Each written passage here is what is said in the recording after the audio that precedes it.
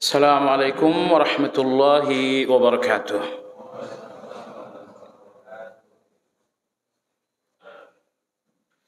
Innal hamdalillah nahmaduhu wa nasta'inuhu wa nastaghfiruh wa na'udzu billahi min shururi anfusina wa min sayyiati a'malina. من يهد الله فلا مضل له ومن يضلل فلا هادي له وأشهد أن لا إله إلا الله وحده لا شريك له وأشهد أن محمدا عبده ورسوله لا نبي بعده. اللهم صل وسلم على محمد وعلى آله وأصحابه ومن اهتدى بهديه واستنى بسنته إلى يوم الدين. يا أيها الذين آمنوا اتقوا الله حق تقاته ولا تموتن إلا وأنتم مسلمون. إخواني وأخواتي kaum muslimin wal muslimat rahimakumullah. Kajian terakhir kita tentang tazkiyatun nafs adalah pembagian hati dalam Al-Quran. Waktu itu kita sudah panjang lebar berbicara jenis hati yang pertama, yaitu qalbun salim. Malam ini insyaallah kita akan memasuki pembahasan lanjutan dari pembagian hati tersebut. Lebih tepatnya malam ini insyaallah kita akan berbicara tentang al-qalbul mayyit. Artinya hati yang mati. Bagi Anda yang telah memiliki kitab terjemahan, Anda bisa lihat pada halaman 72. Di atas sekali ada subjudul qalbun mayyit atau hati yang mati. Kata Imam Syafi'i rahimahullah, banyak orang-orang yang kata Imam Ibnu Qayyim rahimahullah, banyak orang-orang yang hidup secara fisik. Namun fisik yang hidup itu tak lebih dari kuburan bagi hati yang telah mati. Banyak orang-orang yang hidup secara fisik, tapi fisik yang hidup tersebut tidak lebih dari kuburan bagi hati yang telah mati. Artinya di dalam fisik yang hidup itu terdapat hati yang telah mati. Sehingga jadilah fisik yang hidup itu bagaikan kuburan untuk hati yang mati di dalam fisik tersebut. Allah sendiri yang menyebutkan kategori hati, salah satunya adalah kategori mati. Ambil contoh dalam surat Al-An'am, Allah berfirman, awaman kana maitan fa ahyainahu wa ja'alna lahu nuran yamshi bihi finnas. Dia yang tadinya memiliki hati yang mati, fa ahyainahu, lalu kami menghidupkan hati yang mati itu dengan hidayah. Wa ja'alna lahu nura, lalu kami berikan pula kepadanya cahaya wahyu. Allah hidupkan hati yang mati dengan hidayah. Setelah hati itu dihidupkan oleh Allah dengan hidayah, Allah berikan cahaya. Anda tidak akan bernilai tanpa hidayah yang membuat hati hidup. Tapi hati yang hidup dengan hidayah pun manfaatnya kecil kalau tidak ada cahaya yang menerangi. Bayangkan Anda hidup tetapi senantiasa dalam kegelapan. Apa yang bisa Anda lakukan? Anda nih hidup nih, Anda sehat, tapi Anda berada dalam kegelapan, nggak nampak mana di depan, mana belakang, mana kanan, mana kiri. Anda hidup, tapi tanpa cahaya Anda nggak bisa melakukan apapun. Nah, Maka dalam ayat tadi Allah katakan, kami menghidupkan hatinya yang mati dengan hidayah. Setelah hati itu dihidupkan oleh Allah dengan hidayah, kemudian Allah memberikan hati itu cahaya. Cahaya apa? Al-Quran inilah yang dimaksud dengan cahaya. Maka orang-orang yang beriman memiliki dua cahaya dalam dirinya. Pertama cahaya hidayah, lalu kemudian cahaya Al-Quran. Allah berfirman, nurun ala nur. Cahaya di atas cahaya. Ada cahaya Al-Quran, kemudian ada cahaya hidayah. Orang-orang munafik, dalam diri mereka ada cahaya hidayah. Tapi tidak ada, di dalam diri mereka ada hidayah, tapi tidak ada cahaya wahyu. Sehingga terjadilah kejahatan, kemaksiat dan dosa-dosa mereka. Baik, intinya dalam ayat tadi Allah berfirman bahwa awaman kana maitan fa ahyainahu wa ja'alna lahu nuran yamshi bihi finnas. Dia yang tadinya memiliki hati yang mati, lalu kami menghidupkannya dengan hidayah. Setelah kami hidupkan dengan hidayah, kami pun memberikan cahaya. Dengan hidayah itu ada kekuatan, lalu dengan cahaya itu kemudian bisa berbuat lebih banyak. Tanpa cahaya tidak bisa ada yang dilakukan. Baik, jadi atas dasar ayat tadi ada hati yang mati. Ayat tadi berbicara tentang Umar radhiyallahu anhu. Nabi kita alaihi salatu wassalam sekali waktu berdoa kepada Allah, Allahumma ayyidil Islam bi ahadil umarain. Ya Allah, kokohkan Islam ini dengan salah satu dari dua Umar. Jadi memang kadang-kadang Islam ini perlu dikokohkan dengan manusia-manusia tangguh. Termasuk dalam doa ini, Nabi pun berdoa agar Islam dikokohkan oleh Allah dengan salah satu dari dua Umar yang tangguh. Yang pertama Umar bin Khattab, yang kedua adalah Umar bin Hisham. Umar bin Hisham nama populernya adalah Abu Jahal. Jadi Abu Jahal itu bukan nama asli, nama populernya. Nama aslinya adalah Umar bin Hisham. Dua orang ini punya pengaruh yang sangat besar. Dan Nabi alaihi salatu wassalam ingin Islam ini dikokohkan oleh Allah dengan Umar bin Khattab atau dengan Umar bin Hisham. Ternyata Allah memilih Umar bin Khattab untuk Islam dan tidak memilih Umar bin Hisham. Maka pada ayat 122 Allah berbicara tentang Umar. Awaman kana maitan fa ahyayna wa ja'alna lahu nuran yamshi bihi finnas. Ayat berikutnya Allah berbicara tentang Abu Jahal. Wa kadzalika ja'alna fi kulli qaryatin akabira mujrimiha. Demikianlah kami jadikan di setiap negeri pembesar-pembesar yang jahat. Di sebagian terjemahan cetakan Saudi keliru. Kami jadikan di setiap negeri penjahat-penjahat yang besar. Yang betul bukan penjahat besar, tapi pembesar yang jahat. Tapi yang terjemahan pertama tadi itu cetakan Saudi mengacu sepenuhnya kepada terjemahan Departemen Agama yang lama. Adapun terjemahan-terjemahan yang baru sudah dirubah. Akabiro mujrimiha, terjemahan yang betul pembesar-pembesar yang jahat, bukan penjahat-penjahat yang besar.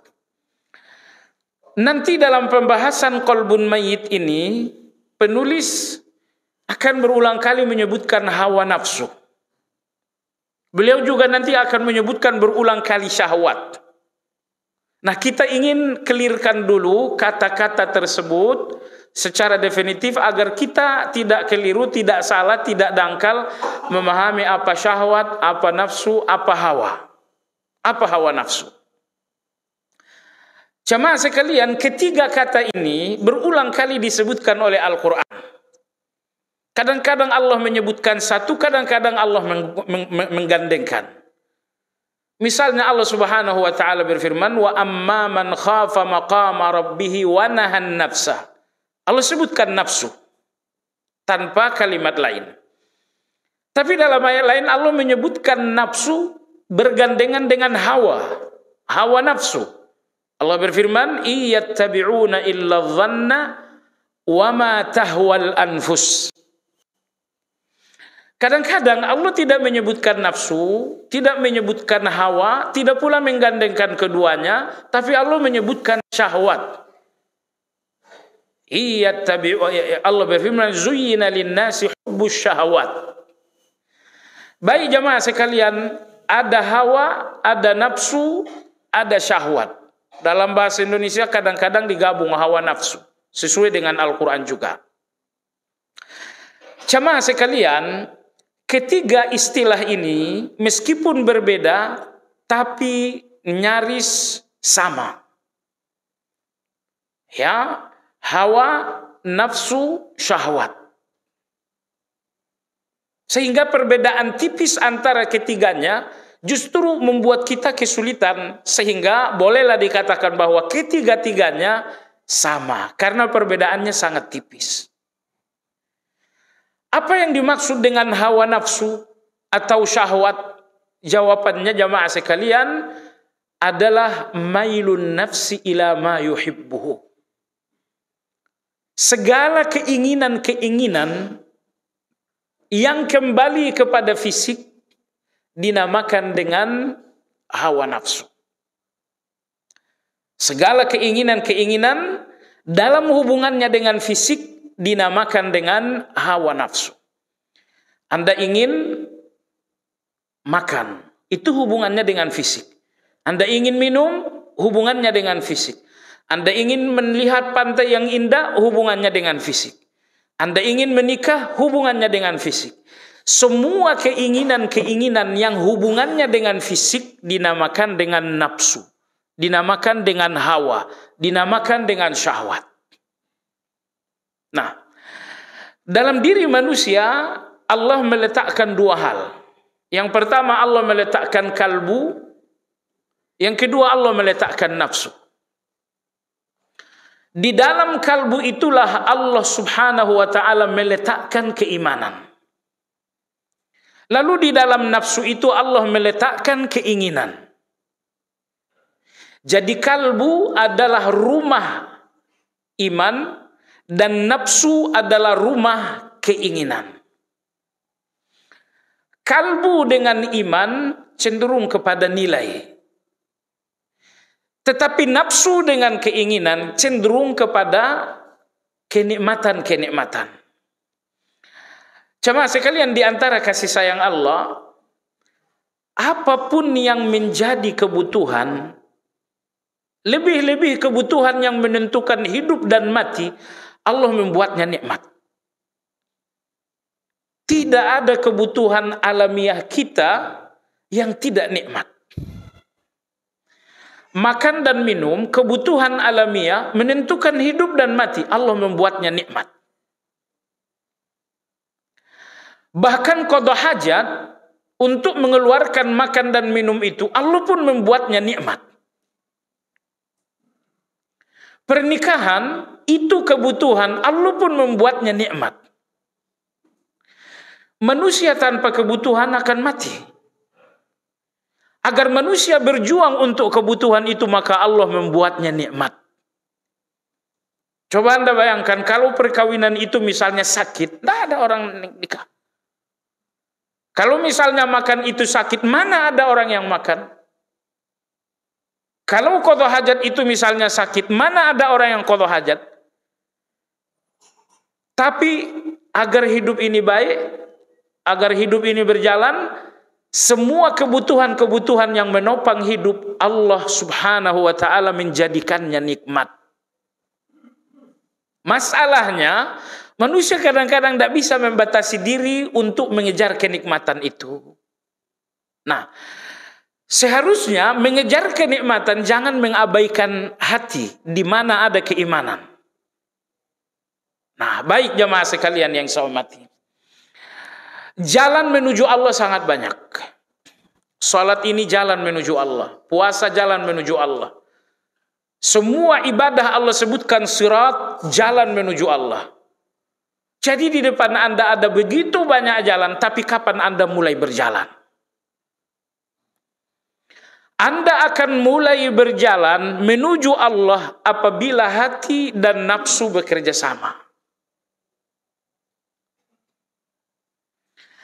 Tengah malam Anda bangun, hati melalui keimanan mengirimkan sinyal, sholat malamlah.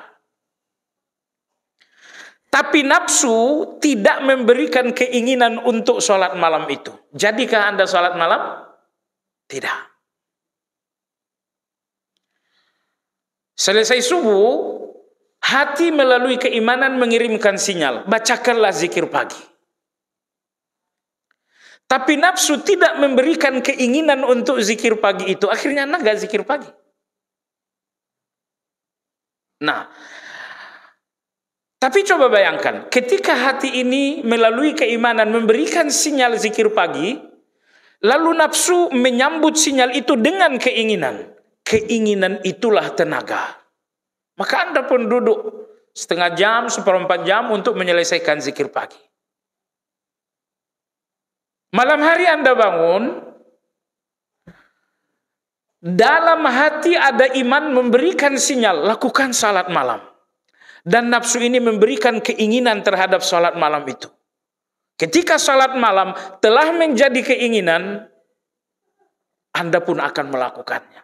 Ingat, semua kebaikan dalam hati Anda, tapi enggak semua kebaikan itu menjadi keinginan Anda. Kebaikan hanya menjadi nyata dalam perbuatan Anda apabila kebaikan ini bertemu dengan keinginan.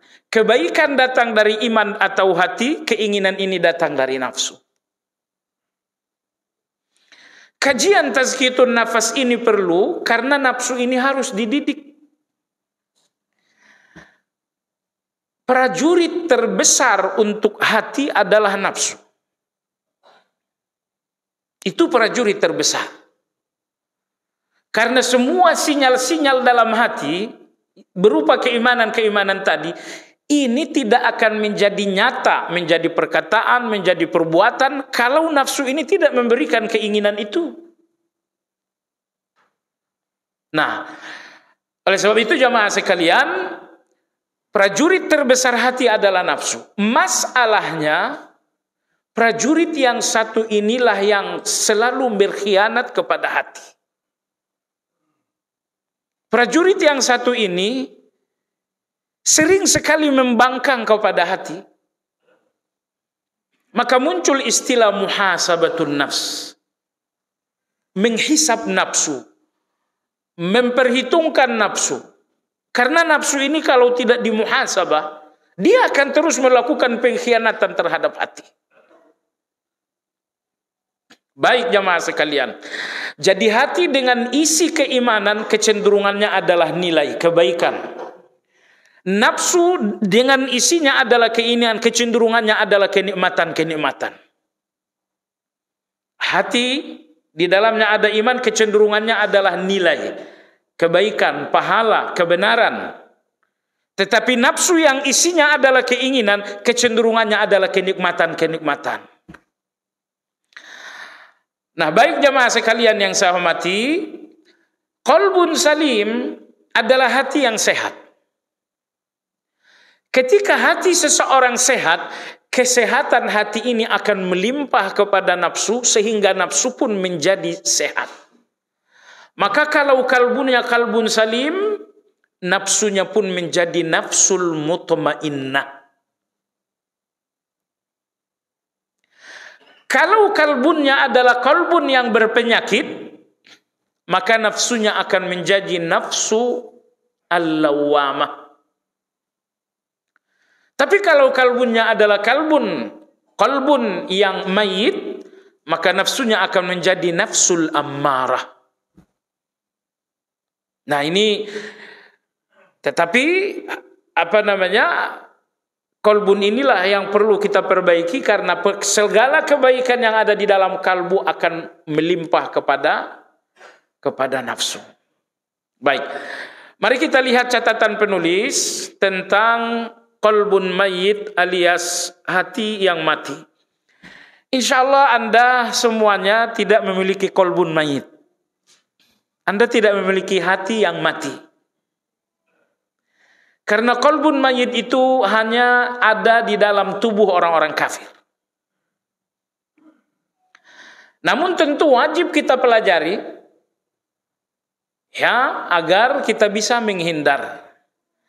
Karena kalaupun kalbu kita adalah kalbu yang berpenyakit, katakan seperti itu, boleh jadi penyakit ini nanti parah sampai nanti dikhawatirkan mendekati qalbun mayyit. Baik. Penulis berkata, al-qalbu alladhi la hayata fih. Qalbun mayyit, hati yang mati, adalah hati yang di dalamnya sama sekali tidak ada kehidupan. Jamaah sekalian, Anda membutuhkan dua kehidupan. Kehidupan fisik Anda membutuhkan ruh fisik.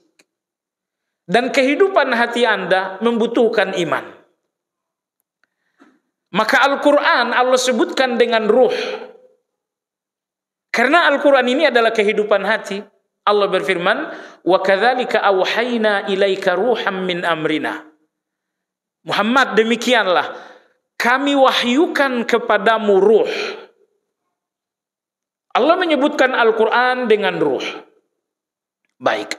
Malaikat yang menurunkan Al-Quran juga disebutkan oleh Allah dengan ruh, yaitu Jibril. Allah berfirman, tanazzalul malaikatu warruh. Jadi Al-Quran Allah sebutkan ruh, malaikat yang menyampaikannya kepada Nabi kita yaitu Jibril juga disebutkan oleh Al-Quran dengan ruh. Kenapa demikian? Karena hati kita membutuhkan ruh.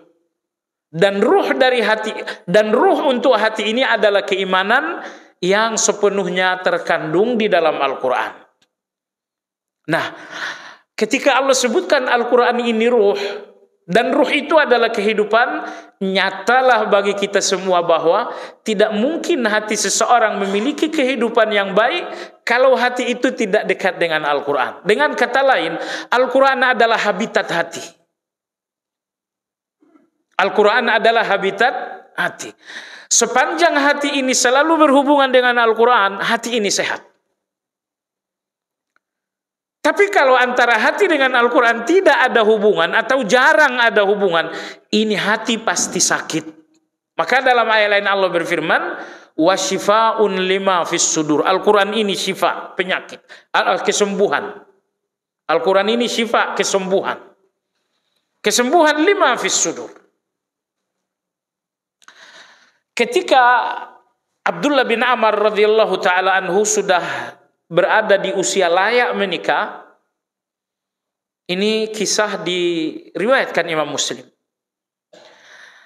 Maka ayahandanya Amr bin As radhiyallahu an mencarikan gadis dari suku Quraisy untuk ananda Abdullah bin Amr. Gadis suku Quraisy artinya gadis dari kalangan atas. Dan rata-rata gadis Quraisy itu pun memiliki kecantikan yang lebih. Tentu wanita cantik, dua wanita sama-sama cantik, yang satu kalangan atas, yang satu kalangan bawah. Tetap saja cantik kalangan atas itu lebih menarik daripada cantik kalangan bawah. Anda setuju dengan saya? Angkat tangan. Maka dicarikanlah oleh Amr bin As wanita kalangan atas, yaitu suku Quraisy, untuk anaknya Abdullah bin Amr. Berlangsung pernikahan tersebut. Pasca beberapa hari pernikahan, Amr bin As radhiyallahu anhu menjumpai sang menantu. Beliau mengatakan, wahai putriku, bagaimana perilaku anakku kepadamu? Sang menantu mengatakan, wahai ayah mertua, la hajata lahu bin nisa. Anakmu itu enggak membutuhkan perempuan. Sampai di sini Anda paham kan? Artinya beberapa hari setelah pernikahan belum pernah disentuh sama sekali. Amr bin As radhiyallahu anhu melaporkan kasus ini kepada Nabi sallallahu alaihi wasallam. Takut kalau saya yang ngambil keputusan nanti salah.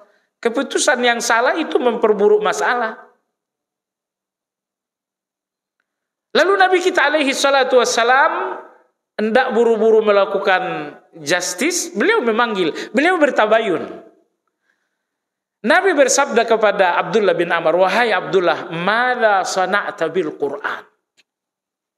Apa yang kau lakukan dengan Al-Quran, wahai Abdullah?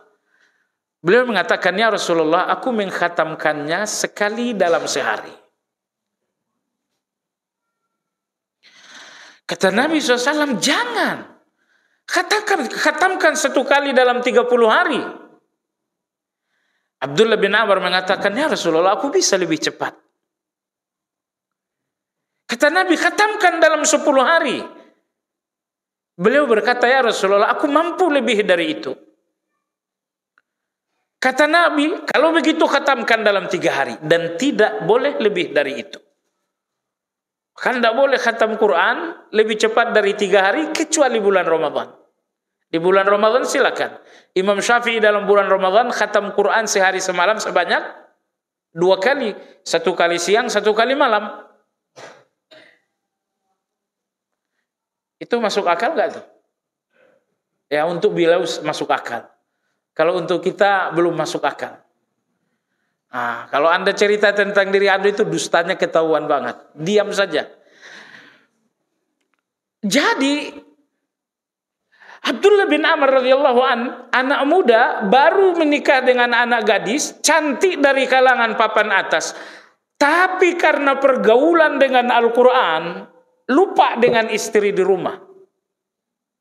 Ini yang ingin saya garis bawahi.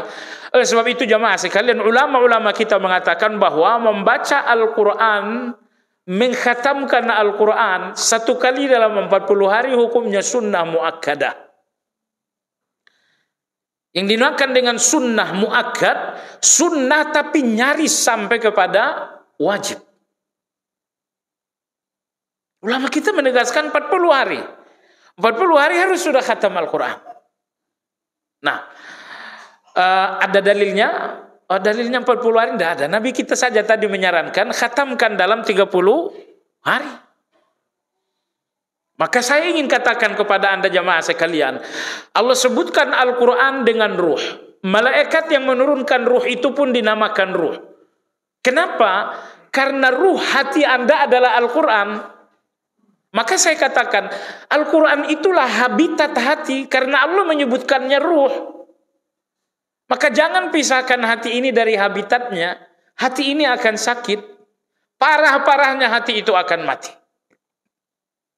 Jadi, kalau Anda ingin hati Anda sehat, hati Anda hidup, tapi tidak diberikan Al-Quran yang lebih banyak, Anda sedang mimpi di siang bolong. Tidak mungkin hati kan sehat, hati akan hidup, sementara dia dijauhkan dari habitatnya, yaitu Al-Quran.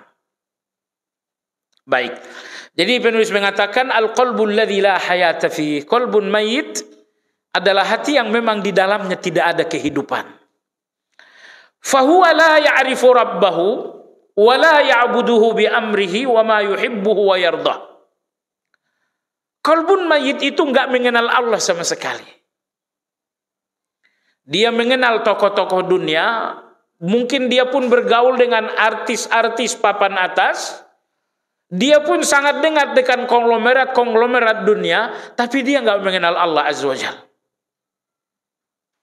Jamaah sekalian yang saya hormati, sekiranya Anda mengenal semua penghuni bumi dari timur ke barat, tapi Anda enggak mengenal Allah, seolah-olah Anda enggak mengenal siapa-siapa. Karena tujuan Anda diberikan logika berpikir untuk mengenal Allah nomor 1. Maka walau Anda mengenal semua penghuni bumi tapi tak mengenal Allah, seolah-olah Anda enggak mengenal apapun dan siapapun. Karena hal terpenting untuk Anda kenali adalah Allah Subhanahu wa ta'ala. Dan Masya Allah jemaah sekalian, orang kalau sudah mengenal Allah, maka dia akan mengenal diri. Tidak ada orang yang mengenal diri kalau dia nggak mengenal Allah terlebih dahulu. Makanya jemaah sekalian, begitu Anda mengenal Allah bahwa Allah Al-Kabir Maha Besar, Akhirnya Anda melihat diri Anda kecil. Begitu Anda mengenal Allah adalah Al-Ghani Maha Kaya, maka Anda melihat diri Anda adalah fakir miskin. Begitu Anda mengenal Allah Al-Qawi Maha Kuat, maka Anda melihat diri Anda adalah lemah. Begitu Anda melihat Allah Subhanahu wa taala An-Nasir Maha Menolong, maka Anda melihat diri Anda adalah seorang hamba yang enggak bisa lepas dari Allah Subhanahu wa taala. Jadi ini dua hal. Tidak mungkin Anda mengenal diri kalau Anda enggak mengenal Allah Azza wa Jalla. Maka muncullah orang-orang yang tak kenal diri menjadikan diri Tuhan, seperti Firaun. Muncullah orang-orang punya uang merasa diri kaya. Merasa diri kaya, kamu nggak tahu diri ya? Kalau kau tahu Allah Maha Kaya, pasti engkau melihat dirimu dengan pandangan kemiskinan. Jadi walhasil, mengenal Allah adalah pokok. Cabangnya adalah mengenal diri. Jadi kenali Allah terlebih dahulu. Sejauh apa Anda mengenal Allah, sejauh itu Anda akan mengenal diri. Ketika Anda mengenal Allah, Anda akan melihat rububiyah yang sangat dahsyat. Dan ketika Anda melihat diri ini harus berada dalam situasi ubudiyah yang sempurna. Allah dengan hakikat rububiyah, Anda dengan hakikat ubudiyah. Jadi kadang-kadang kita melihat diri kita tapi tidak dengan hakikat ubudiyah, ibadah. Nggak ada sholat, nggak ada puasa, nggak ada zakat, nggak ada tawakal, nggak ada tauhid. Jadi sekali lagi, orang yang melihat Allah dengan ma'rifat yang dalam, maka dia akan melihat dalam diri Allah ada rububiyah yang sangat dahsyat. Dan orang yang melihat diri, melihat kelemahan diri, kekhilafan diri, maka dia akan melihat diri dengan rububiyah. Ini dua hakikat. Hakikat Allah, hakikat rububiyah. Hakikat kita adalah hakikat ubudiyah. Ubudiyah di mana kita menghamba dengan ibadah. Rububiyah di mana Allah melindungi, memberi, mengatur dan lain-lain. Jadi la ya'rifu rabbah, tidak mengenal Rabbnya. Kita sudah pernah sampaikan dalam kajian ini, untuk mengenal Allah Anda wajib memahami 5 hal tentang Allah. Yang pertama, fahami zat Allah. Yang kedua, fahami nama-nama Allah. Yang ketiga, fahami sifat-sifat Allah. Yang keempat, fahami perbuatan-perbuatan Allah. Yang kelima, fahami kemahasucian Allah. Ini nggak bisa dipisah. Zat Allah, di dalam zat Allah ini ada nama-nama Allah. Semua nama Allah adalah sifat Allah. Nama Allah Ar-Rahman karena sifatnya penyayang. Nama Allah Al-Qawi karena memang Allah Maha Kuat. Nama Allah Al-Qadir karena memang Allah mampu segala-galanya. Jadi kalau Anda memahami nama-nama Allah, Anda pun akan memahami sifat Allah. Kalau Anda sudah memahami sifat Allah, Anda akan memahami perbuatan Allah. Karena semua perbuatan Allah datang dari sifat-sifat Allah. Kenapa Allah turunkan hujan? Karena dia adalah Ar-Rahman. Kenapa Allah tetapkan kematian? Karena dia adalah Al-Qadir yang maha menetapkan takdir. Ini gempa bumi kenapa terjadi? Karena Allah adalah Al-Qawi. Anda tidak akan memahami perbuatan-perbuatan Allah di depan mata Anda kalau Anda nggak paham dengan sifat Allah. Karena semua perbuatan-perbuatan Allah datang dari sifat-sifatnya.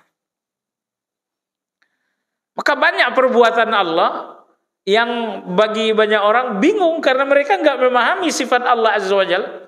Contoh misalnya, ketika terjadi satu musibah kematian lah saya katakan dulu, lihat betapa banyaknya orang yang bingung melihat musibah ini. Apa yang Anda lihat itu adalah salah satu perbuatan Allah, keputusan Allah. Kalau Anda nggak mengenali sifat Allah, sulit bagi Anda untuk memahami keputusan Allah. Ya, maka jamaah sekalian yang saya hormati, Imam Ibnu Qayyim rahimahullahu taala menulis satu buku, judulnya Thariqul Hijratain. Pembahasan inti beliau di sini adalah menjelaskan 3 jenis kekayaan. Kekayaan hati, kemudian kekayaan nafsu, dan yang terakhir adalah kekayaan dengan Allah. Awalnya seorang yang beriman tentunya. Seorang yang beriman, keimanan akan membuatnya memiliki kekayaan hati. Dan kalau seorang sudah memiliki kekayaan hati, maka dia akan memiliki kekayaan nafsu. Kalau nafsunya sudah kaya, maka sampailah di puncak kekayaan, yaitu al-ghaniyyu billah. Kaya dengan Allah. Konglomerat ini kekayaan mereka dengan uang. Kaya yang paling puncak adalah kalau yang Anda miliki adalah yang maha kaya, yaitu Allah Subhanahu wa ta'ala. Lalu yang ingin saya katakan jamaah sekalian, kalau hati ini secara bertahap bisa mendapatkan kekayaan pertama, kekayaan kedua, dan bahkan hati ini sampai di puncak kekayaannya itu kekayaan dengan Allah, saya ingin katakan kepada Anda 100% hati seperti ini tidak mengenal penderitaan. Hati seperti ini tidak akan lapar walaupun tak makan. Hati seperti ini tidak akan kesepian walaupun sendiri. Kenapa? Itulah puncak dari kekayaan. Kekayaan dengan Allah Azza wa Jalla. Hanya saja untuk membicarakan 3 jenis kekayaan ini mungkin kita perlu 2 kali pertemuan karena panjang lebar. Ala kulli hal, kita awali kekayaan itu dengan kekayaan hati. Wala ya'buduhu bi amrihi wa ma yuhibbuhu wa yardah. Di antara ciri-ciri hati yang mati, kata beliau, beribadah kepada Allah tapi tidak dengan hal-hal yang diridhoi oleh Allah Azza wa Jalla. Walau saya katakan hati mati itu adalah hati orang kafir, tapi ada orang beriman yang memiliki hati berpenyakit parah mirip dengan itu. Maksud saya jamaah sekalian, banyak di tengah-tengah kita orang yang merasa beribadah kepada Allah tapi tidak dengan hal-hal yang diridhai oleh Allah. Tidak semua orang yang berjalan sampai tujuan. Kita semua berjalan menuju Allah, namun Anda hanya sampai tujuan perjalanan ini Allah. Allah mengatakan, "Wala yazalu 'abdi yataqarrabu ilayya bin nawafil." Hambaku engkau jauh dari aku. Maka berjalanlah mendekati aku. Dekatilah aku dengan ibadah wajib. Yang kedua, dekatilah aku dengan ibadah-ibadah sunnah. Nah, kalau Anda sudah berjalan di atas ibadah wajib, Anda pun berjalan lagi dengan ibadah sunnah, maka Anda akan menempuh jarak sampai Anda kemudian dekat dengan Allah. Anda coba bayangkan dekat dengan Allah. Dekat dengan Allah, artinya antara Anda dengan Allah tidak ada jarak. Baik, saya berikan Anda gambaran logis. Suatu hari Anda dipanggil oleh Bapak Presiden, Bapak Jokowi, hafizahullah ta'ala. Anda diajak bicara berdua di dalam ruang, gak ada siapa-siapa. Saat itu jamaah sekalian, mungkinkah pikiran Anda bercabang ke sana kemari? Gak mungkin. Anda merasakan kebesaran beliau sebagai seorang presiden, maka sewaktu Anda sedang berkomunikasi dengan beliau, Anda rasakan kebesaran itu sehingga pikiran ini gak mungkin bercabang kemana-mana. Itu hanya kebesaran seorang presiden. Seorang budak bagi Allah Azza wa Jalla. Kondisi yang lebih dari itulah yang seharusnya terjadi ketika Anda sedang munajat dengan Allah Azza wa Jalla. Anda sedang munajat dengan Allah, dan Anda merasakan kedekatan tanpa jarak dengan Allah itu. Kalau Anda rasakan kedekatan tanpa jarak, Anda akan rasakan kebesaran Allah, sehingga pikiran tidak mungkin bercabang-cabang. Maka orang dalam sholat, kalau pikiran bercabang ke sana kemari, itu adalah saya, mungkin juga Anda. Karena Anda tidak rasakan kemahadekatan. Kalau nggak merasakan kemahadekatan, Anda pun nggak merasakan kemahabesaran. Kalau kemahabesaran itu tidak terasa oleh Anda, saat itu pikiran ini bercabang ke sana kemari. Jadi maksud saya jemaah sekalian, Orang-orang yang beriman ini semuanya berjalan menuju Allah. Cuman ada dua. Ada yang berjalan menuju Allah melalui jalur yang dilewati oleh Nabi, mereka akan sampai kepada Allah. Dan ada juga orang-orang yang berjalan menuju Allah, tapi tidak dengan jalur yang dilewati oleh Nabi. Mereka tidak akan sampai kepada Allah. Semua amal mereka amilatun nasibah. Amal yang hanya menghasilkan keletihan. Baik. Jadi yang lebih penting dari berjalan menuju Allah adalah jalur yang Anda gunakan itu jalur siapa? Baik, saya ingin berjalan kepada Allah. Jalur yang saya gunakan salawat, maka saya bacakan Allahumma salli ala Muhammad wa ala ali Muhammad. Oh, itu jalurnya Nabi itu. Insya Allah Anda akan sampai. Tapi di lain pihak ada yang berjalan menuju Allah menggunakan jalur salawat. Begitu kita tanya apa salawatnya, Allahumma salli salatan kamilah. Sampai akhir. Itu siapa yang ngajarin? Guru saya. Oh, bukan Nabi, bukan. Banyak perjalanan menuju Allah. Yang terpenting adalah jalur mana yang akan kau tempuh. Kalau jalur yang Anda tempuh menuju Allah adalah jalur yang dilewati Nabi, Anda akan sampai. Tapi kalau Anda yang penuh kesungguhan berjalan menuju Allah, jalurnya bukan jalur yang ditempuh Nabi, Anda nggak akan sampai. Anda berjalan menuju Allah dengan zikir, maka Anda duduk berzikir dengan suara yang lembut, dengan suara yang berbisik. Suara yang betul-betul menunjukkan kesantunan di depan Allah Azza wa Jalla. Suara berbisik yang menunjukkan bahwa Anda merasa Allah itu sangat dekat.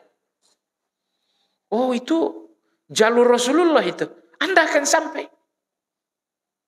Nah, tapi kalau kemudian di lain pihak ada orang yang berzikir dengan suara yang sangat kencang, tidak terasa mereka merasakan kedekatan Allah.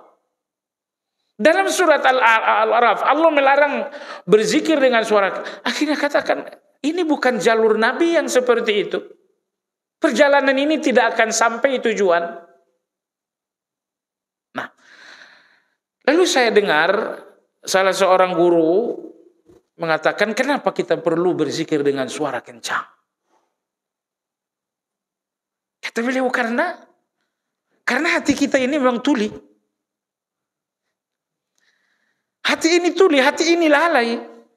Hati ini perlu setengah dimarahi dengan zikir itu. Oh. Supaya hati ini sadar dari lalainya. Supaya hati ini yang tuli ini bisa mendengar. Perlu diteriaki dengan zikir.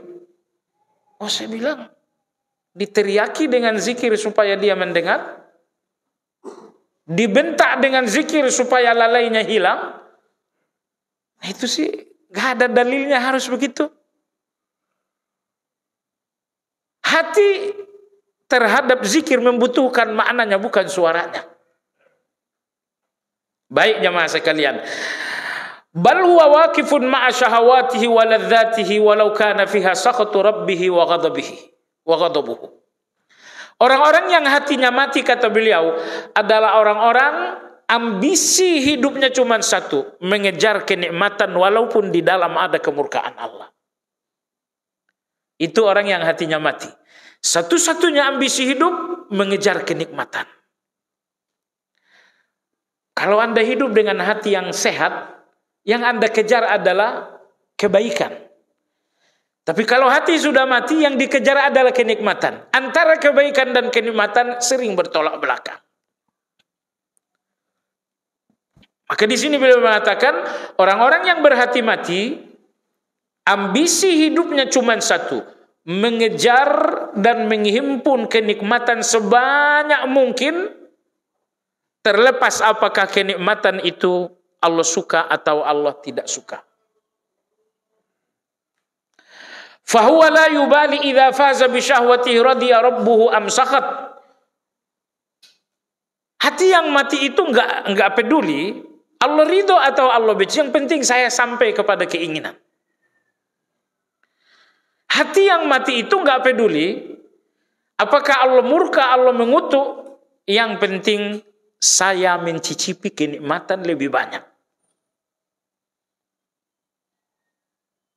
Jadi ini artinya jamaah sekalian, bahwa kita mengejar kenikmatan, tapi harus ditimbang dengan hati, ditimbang dengan keridhaan Allah Azza wa Jalla. Kalau Allah tidak ridho, bagaimana mungkin Anda melihat nikmat dalam sesuatu yang Allah nggak ridho? Contoh, riba itu ganti mobil baru, ya kan? Apa itu riba? Dengan riba saya bisa ganti mobil baru, nikmat nggak tuh? Kalau Anda melihat kemurkaan Allah dalam riba, mana mungkin Anda bisa melihatnya sebagai nikmat? Tetapi orang yang hatinya mati tidak mau tahu dengan keridhaan Allah Azza wa Jalla. Yang penting di sini saya bisa mengenyangkan rasa nikmat. Soal Allah ridho dan tidak ridho itu enggak perlu. Baik jemaah sekalian. Masuk waktu? Iya, kita kumandangkan azan sebentar.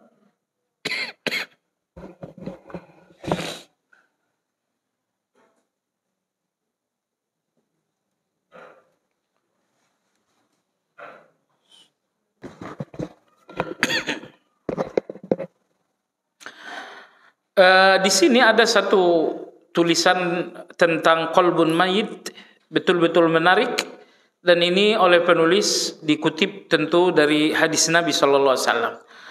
Beliau mengatakan hati yang mati itu in ahabba li hawa, wa in abghada li hawa, wa in mana'a li hawa, wa in a'ta li hawa. Ini ada 4. Hati yang mati itu ketika cinta karena di dalam cinta itu ada hawa nafsu. Ketika ia benci pun karena di dalam kebencian itu ada hawa nafsu. Ketika ia memberi, itu pun karena tujuannya hawa nafsu. Ketika dia tidak memberi, karena dia tidak mendapatkan hawa nafsu. Ini 4 hal ini dijelaskan Nabi kita dalam hadis.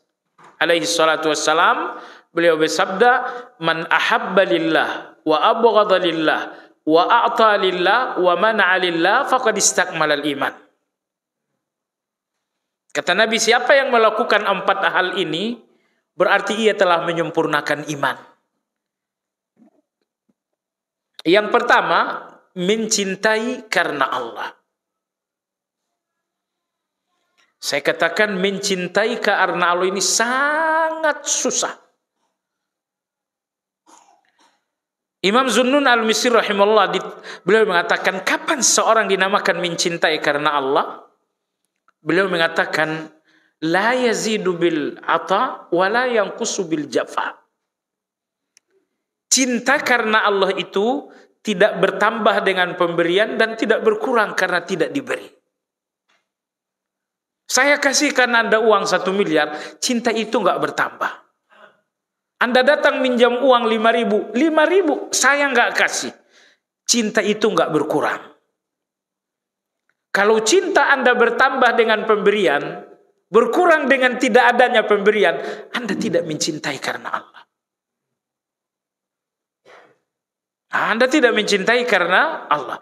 Anda mencintai karena hawa nafsu. Hawa nafsu itu tadi keinginan. Maka ini sangat berat. Seorang anak muda menikah, kamu kenapa menikah dengan dia? Karena dia cantik.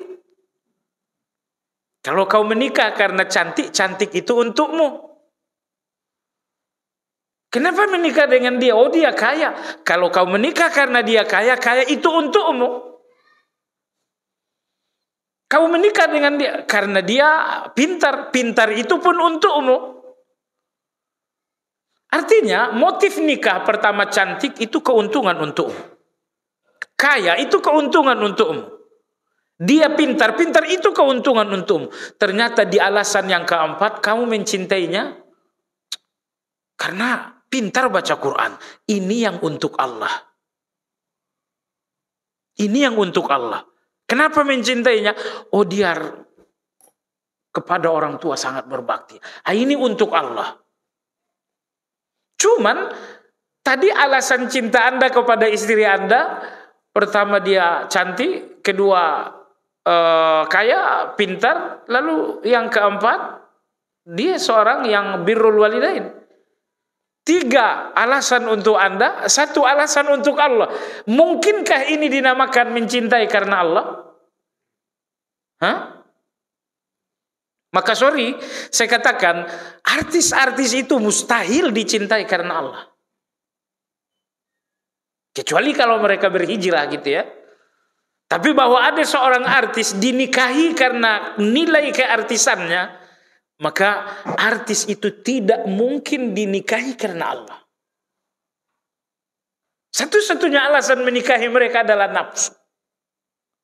Kecantikannya adalah nafsu, ya, tubuhnya adalah nafsu, kekayaannya adalah nafsu, popularitasnya adalah nafsu. Kalau nggak nyebut nama nggak masalah kan? Nyebut nama yang masalah. Nah, baik jamaah sekalian, maka Nabi bersabda, seseorang telah menyempurnakan iman dengan 4 hal. Yang pertama, cintai karena Allah. Definisi cinta karena Allah tadi saya sudah bilang, cinta yang tidak berkurang karena tidak diberi apa-apa dan tidak bertambah dengan diberikan apa-apa. Yang kedua, sempurna keimanan seseorang ke Nabi apabila bencinya pun karena Allah. Kalau bencinya karena Allah, kamu kenapa benci dengan Fulan? Orang lain diundang, saya tak diundang. Oh, itu kamu benci karena diri kamu. Kamu kenapa benci dengan Fulan? Tadi lewat di sini saya tegur, kok malah buang muka. Oh, itu kamu benci karena diri kamu. Sepanjang benci kita adalah karena faktor diri kita, itu benci hawa nafsu. Maka kata Nabi SAW, imanmu tidak akan sempurna sebelum bencimu kepada orang lain karena Allah. Kenapa benci dia? Saya lihat dia sujud. Saya lihat dia rukuk. Saya lihat dia banyak tilawah. Ya, saya sendiri nggak pernah diuntungkan oleh dia, tapi saya senang dia baca Quran, saya senang dia banyak bertilawah. Oh, itu cinta karena Allah. Atau misalnya ada seorang yang jahat, maksiat, berjudi dan lain-lain, benci karena maksiat. Baik, ini nomor 2. Nomor 3, wa a'talillah. Ketika Anda memberi, apapun pemberian itu, berilah karena Allah. Allah berfirman, wala tamnun tastakthir. Jangan memberi sesuatu untuk mendapatkan 10 watu. Kan ada sesuatu, 2 watu, 3 watu gitu kan. Allah berfirman, wala tamnun tastakthir. Jangan memberi untuk mendapatkan yang lebih banyak. Tak boleh. Nanti tahun 2024 akan banyak yang memberi tapi untuk mendapat. Itu tidak usah terima pemberian seperti itu. Dia nggak memberi karena Allah, dia memberi karena ingin hawa nafsunya dari Anda. Yang terakhir, wa mana alillah. Ketika Anda tidak mau memberi kepada siapapun, pastikan bahwa Anda tidak memberi karena Allah. Kenapa nggak ngasih uang ke dia? Orangnya malas salat. Orangnya masih saja melakukan perbuatan keji. Nabi kita alaihi salatu wassalam bersabda, apabila 4 hal ini ada dalam diri Anda, iman Anda telah sempurna. Saat Anda cinta siapapun karena Allah. Saatnya Anda marah dengan siapapun karena Allah. Saatnya Anda memberi karena Allah. Saat Anda nggak mau memberi karena Allah Azza wa Jalla. Lalu di sini penulis mengatakan, qalbun mayyit itu 4 hal ini semuanya hawa nafsu. Ketika cinta, alasannya hawa nafsu. Ketika benci, alasannya hawa nafsu. Ketika memberi, hawa nafsu. Ketika nggak mau memberi pun alasannya hawa nafsu. Fal hawa imamuhu, wasyahwatu qaiduhu, wal jahlu sa'iquhu, wal ghaflatu markabuhu. Orang yang berhati-hati itu, kata beliau, hawa nafsu adalah imamnya. Wasyahwatu qaiduhu. Syahwat adalah panglimanya. Wal jahlu sa'iquhu, kebodohan tentang kebenaran adalah penggeraknya. Wal ghaflatu markabuhu, kelalaian adalah kendaraannya. Itu orang yang berhati-mati itu. Imamnya adalah hawa nafsu, panglimanya adalah syahwat, penggeraknya adalah kebodohan, kendaraannya adalah kelalaian dari Allah Azza wa Jalla. Jamaah sekalian, fahuwa bil fikri fi tahsili aghradihi dunya itu maghmur. Satu-satunya yang ada dalam fikirannya adalah bagaimana mengejar dan menghimpun sebanyak mungkin dunia. Karena dia nggak melihat akhirat. Dia hanya memandang dengan mata yang nampak dunia dan nggak pernah memandang dengan hati, karena hatinya memang mati. Seandainya hatinya hidup, dia akan memandang dengan hati yang hidup, akan nampak akhirat. Tapi hatinya mati, maka dia hanya memandang dengan mata kepala, sehingga yang nampak adalah dunia, lalu isi pikiran 100% bagaimana mendapatkan, mengejar dan mengumpulkan dunia sebanyak-banyaknya. Baik jamaah sekalian, sebetulnya di sini beliau masih memberikan banyak komentar, tapi kita cukupkan sampai di sini saja. Mudah-mudahan pembahasan ini bermanfaat untuk mentahzir, untuk memperingatkan diri kita agar berhati-hati. Karena banyak tanda-tanda hati yang mati itu tadi sudah sedikit-sedikit nyerempet kita. Atau mungkin bukan nyerempet lagi. Baik jamaah sekalian, kita ada waktu kurang lebih 6 menit bagi jamaah yang bertanya, dipersilakan. Iya, betul.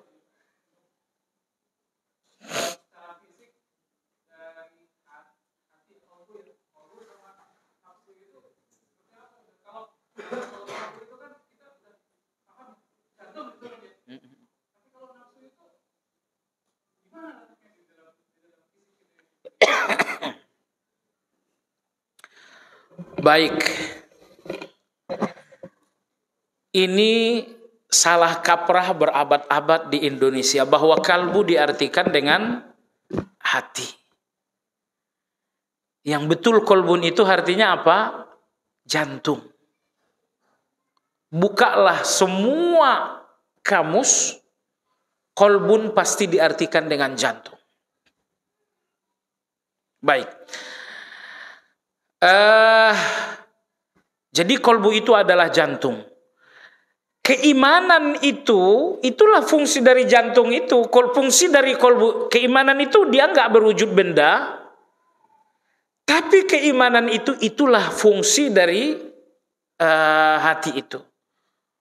Karena di dalam hati ada rasa takut, ada rasa cinta. Orang kalau takut yang deg-degan apanya? Hatinya. Bukan jantungnya yang deg-degan. Baik, jadi keimanan itu letaknya di dalam hati.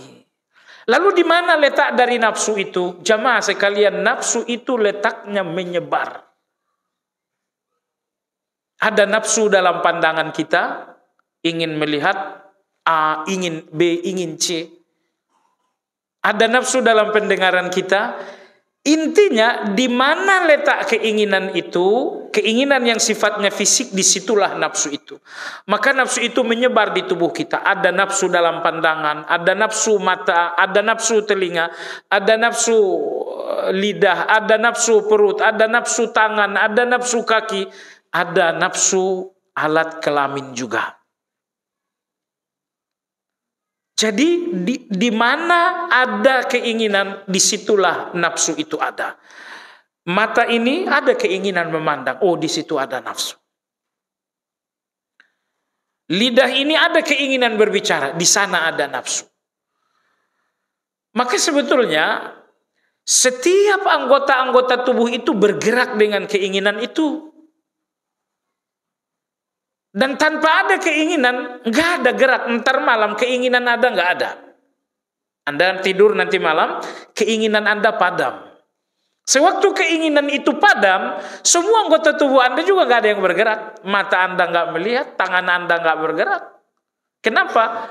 Allah tidurkan Anda maka padamlah keinginan, keinginan padam, gerak pun hilang. Baik. Keinginan itu tentara hati, artinya keinginan itu dibutuhkan. Tapi kapan sampai di mana keinginan itu dibutuhkan? Tadi saya katakan bahwa nafsu alias keinginan itu adalah prajurit hati. Ya, prajurit hati. Jadi tanpa nafsu hati ini nggak bisa ngapa-ngapain sebetulnya. Nah, maka tugas kita di sini adalah mendidik keinginan ini agar menjadi nafsul mutmainnah. Baik, jadi kesimpulan, kalau keimanan itu letaknya jelas di dalam hati, lalu nafsu itu di mana letaknya? Nafsu itu letaknya adalah di setiap anggota tubuh kita tersebar. Bukankah mata ini menginginkan pandangan? Oh, disitulah nafsu itu ada. Baik jemaah sekalian, ya pertanyaan yang kedua. Ada pertanyaan lain? Iya, Fadli.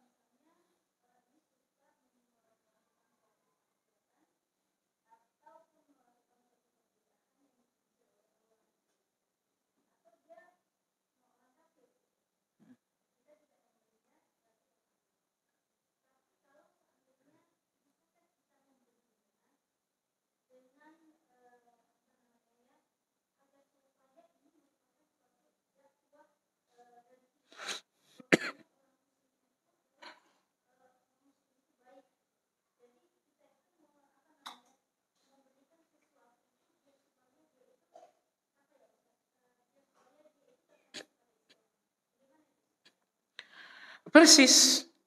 Berarti kalau Anda memberikan dia, tujuannya bukan untuk Anda. Saya mencoba memberi dia supaya dia jadi benar. Jadi tujuan pemberian ini adalah dia sendiri, bukan untuk saya. Apakah itu dibenarkan? Itu dibenarkan. Dalam sebuah pertempuran, tertawanlah seorang perempuan yang bernama Safwanah binti Hatim At-Tai. Safwanah bertanya kepada sahabat-sahabat Nabi. Beliau mengatakan, bagaimana agar Muhammad melepaskan aku? Sahabat mengatakan, enggak susah, bicara saja langsung. Qadarullah Rasulullah SAW lewat. Safwanah berkata, wahai Muhammad, matal walid wa ghabal wafid famnun alayya mannallahi alaik. Wahai Muhammad, ayahku sudah wafat. Saudaraku yang akan menjamin pun tidak ada. Allah memberikanmu kebaikan, maka berikanlah kebaikan itu kepada aku. Nabi kita tidak menjawab, Nabi pergi. 3 hari kemudian, Safwanah bertanya lagi kepada sahabat, aku udah ngomong, tapi beliau nggak ada respon. Sahabat berkata, ngomong lagi sekali lagi. Akhirnya Safwanah menjumpai Nabi, ya Rasulullah, ayahku sudah wafat, saudara yang akan menjamin pun tidak ada. Dan aku melihat Allah berikan engkau kebaikan, maka berikanlah kebaikan itu kepada aku.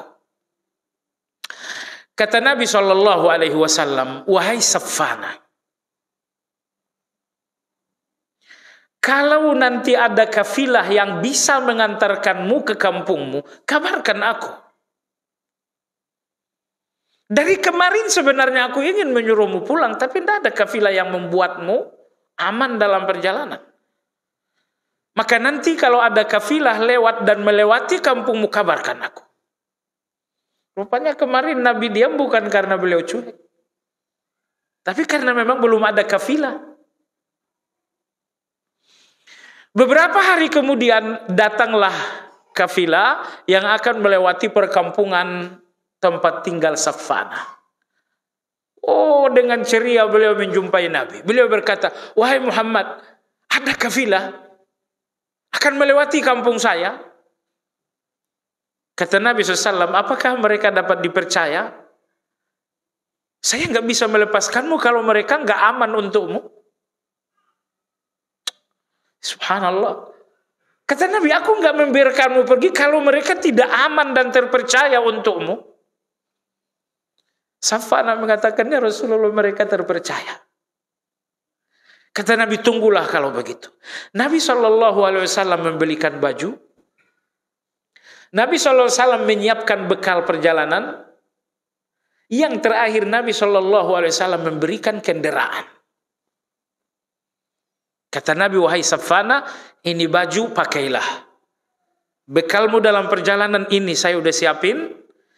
Kendaraanmu kau tidak perlu numpang kendaraan mereka, ini kendaraan saya belikan. Safwanah radhiyallahu anha kembali ke tengah-tengah kaumnya dan dia ceritakan semua ini. Akhirnya Anda tahu jamaah sekalian, satu kampung penuh 100% masuk Islam. Nah, di sini Anda lihat Nabi memberi karena Nabi melihat pemberian ini akan menghasilkan Islam. Pemberian-pemberian yang akan menghasilkan kebaikan, lakukan. Misalnya ini orang kafir seperti Safwana tadi kan kafir. Dan kita lihat bagaimana Nabi pertama memberikan perhatian. Safwana, aku nggak bisa melepaskanmu kecuali dengan rombongan yang aman untukmu. Nabi berikan perhatian itu. Mahal sekali itu. Lalu Nabi membelikan baju, Nabi memberikan bekal, lalu Nabi SAW memberikan kendaraan. Kata Nabi mau pulang, ya ini saya berikan Avanza, pulanglah. Kurang lebih seperti itu. Kau tidak perlu numpang kendaraan mereka, ini saya belikan. Subhanallah jamaah sekalian, pemberian itu berkah. Safwanah satu kampung bersama satu kampung masuk Islam 100%. Maka oleh sebab itu, orang jahat, orang kafir, kalau sekiranya pemberian Anda akan menghasilkan kebaikan, lakukan. Atau yang kedua, kalau pemberian Anda mungkin tidak menghasilkan kebaikan yang besar, tapi mengurangi kejahatannya, lakukan. Misalnya tetangga masjid ada orang kafir songong sekali. Oh, ini orang kalau diberikan support, mungkin songongnya hilang. Walaupun dia tak jadi muslim, songongnya hilang. Lakukan itu. Mungkin pemberian ini tidak menghasilkan kebaikan, tapi mengurangi keburukan. Dalam dua kebaikan ini, memberilah. Di sini Anda tidak memberi untuk Anda, tapi Anda memberi untuk kebaikan itu. Yang kedua, Anda memberi untuk mengurangi keburukannya. Wallahu a'lam. Subhanakallahumma bihamdika asyhadu an la ilaha illa anta astaghfiruka wa atubu ilaik. Assalamualaikum warahmatullahi wabarakatuh.